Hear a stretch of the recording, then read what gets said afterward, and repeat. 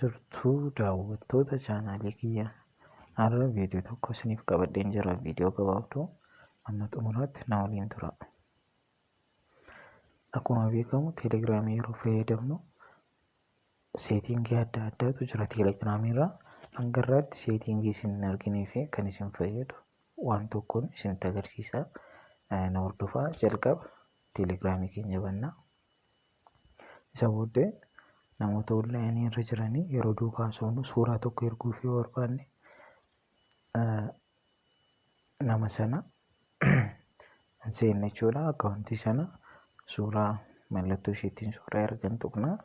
Sana booda suuraa barbaannu sana erga select goonee booddee fakkeenyaaf screenshot tokko jira asumaan isinii godha. Screenshotiin kun kan itti akka sirba caalu yeroo ba'ee namoonni YouTube irratti gadhiisan akka maqaa YouTube sanaatiin naqanii riippoortii godhaniif kan godhamedha. Kanaaf inni itti fayyadame jechuudha. Amma suuraa kana gara hiriyaa koo tokkotti erguun barbaadaa jechuudha. Hiriyaan koo kun suuraa kana aluma tokko ilaalee akka inni deleetii ta'uun barbaada taanaan akka inni deleetii godhuun barbaada ta'ennaan isaan kadhadhu jechuudha. Gajjallaatti mallattoo sa'aatii ishee kana tuqna. Isa booddee sekeendii inni ilaaluu qabuuf asirraan kuta. Sekeendii tokko yoo ta'e sekeendii tokko amman barbaade jechuudha. Sekeendii 5 fudhatee sekeendii 5 isa booddee suuraa kana itti erga.